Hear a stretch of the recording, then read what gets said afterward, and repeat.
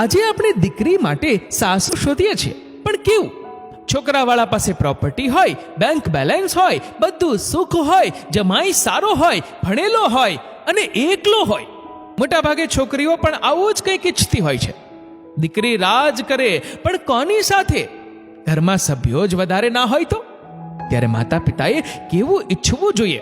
દરેક સમાજને એક સંદેશ આ વિડીયો માધ્યમથી આપવામાં આવ્યો છે, તો વિડીયોને અંત સુધી જોજો અને તમામ બહેનો, દીકરીઓ, માતાઓ તથા વડીલોને શેર કરજો. દીકરીઓને પણ સાચી શિખામણ આપજો. જેના દીકરા અને વહુ, જેની દીકરી અને જમાઈ તેમજ સાસરિયા વાળાઓ વચ્ચે સંપ કોઈ પણ કારણસર રહેતો ના હોય અને જીવનભર છૂટા પડવાની નોબત આવે છે, તેના માટે જવાબદાર કોણ? દીકરો કે દીકરી? દીકરાના માતા પિતા કે દીકરીના માતા પિતા? એક દીકરીએ તેના બાપને પ્રશ્ન કર્યો કે પપ્પા, હું જ્યારે સાસરે જઈશ તો શું તે બધા મને દીકરીની જેમ રાખશે? તો તેના પિતાએ બહુ જ સરસ જવાબ આપ્યો. હા બેટા, તું અહીંયા શું છે? તો દીકરીએ જવાબ આપ્યો, હું અહીંયા દીકરી છું. તો તેના બાપે કહ્યું કે બેટા, અહીં તું દીકરી જ છે, પણ ત્યાં તો તારે બહુ વધારે પડતી ભૂમિકા ભજવવાની છે. પત્ની, દીકરી, માં, ભાભી, જેઠાણી કે પછી દેરાણી, આટલા બધા તારા અંશ હશે તો તને અહીંયા કરતા ત્યાં વધારે જણા સાચવશે. પણ ખાલી તારા સાસરિયાના માણસો સાથે તારો વ્યવહાર કેવો છે એના ઉપર બધો આધાર છે.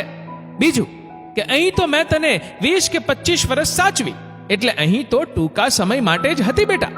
એ ઘર તો તને આખી જિંદગીનું નામ આપે છે, તો ત્યાં તારે બધાને સાચવવાના છે. જો તું સાચવીશ તો જરૂર એ તને 10 ગણું સાચવશે. પિતાએ પછી કાનમાં દીકરીને કહ્યું કે બેટા, જો કોઈને કહેતી નહીં, હું જે કહું છું તે સાચું છે. તારે જિંદગીમાં દુખી ના થવું હોય તો તેનો મંત્ર છે, આખા જીવનભર દુઃખ નહીં આવે. તો દીકરીએ કહ્યું, એવું શું છે પપ્પા?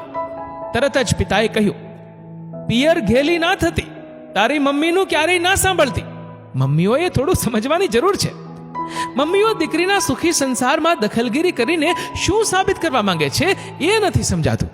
અગર તમે દીકરીના ઘરમાં દખલગીરી કરશો તો તમને ફાયદો શું થવાનો છે? આમ કરવાથી ઉલટાનું છૂટું કરવાની નોબત આવે છે, અને પછી બંને પક્ષના વડીલોની સહેમતીથી આપસી લેણદેણ પતાવીને છૂટું થાય છે. હવે દીકરીના માતા પિતા વળી પાછો કોઈ નવો મૂર્તિઓ શોધવાના કામે લાગી જાય છે. હવે એમાં તકલીફ એ થાય છે કે પહેલી વારમાં જે મનપસંદ મૂર્તિઓ મળ્યો હતો એ હવે બીજી વારમાં થોડું જતું કરવું પડે છે, અને પછી શરૂ થાય છે ઘર સંસાર ભાગ 2. હવે તો દીકરીના બીજી વારના લગ્ન હોય એટલે નથી દીકરી કંઈ બોલી શકતી કે નથી દીકરીની મમ્મી. ઘર સંસાર ભાગ 2 માં સમજાય છે કે આના કરતા તો ઘર સંસાર ભાગ 1 એકદમ સારું હતું. પણ હવે શું થાય? હવે તો નિભાવીએ જ છૂટકો છે. એટલે મારી માતાઓને ખાસ 2 હાથ જોડીને વિનંતી છે કે દીકરીની સગાઈ આપણા બધાની સહમતિથી કરીએ છીએ. આપણું કામ ફક્ત દીકરીને સારું સંસ્કારી સાસરું શોધી આપવાનું હોય છે. પછી પોતાનો ઘર સંસાર કઈ રીતે ચલાવવો એ દીકરી ઉપર છોડી દઈશું તો દીકરી પણ સુખી અને આપણે પણ સુખી. બાકી દખલગીરી જ કરવી હોય તો ઘર સંસાર ભાગ 2 માં પણ સુખી નહીં રહે. અરે ઘણા લોકો તો એટલે સુધી ચડામણી કરે, કામ ઓછું કરવાનું, સાસુને સામે થવાનું, નણંદનું સહન નહીં કરવાનું, કુમારને કહેવાનું કે દર રવિવારે ફરવા માટે લઈ જાય.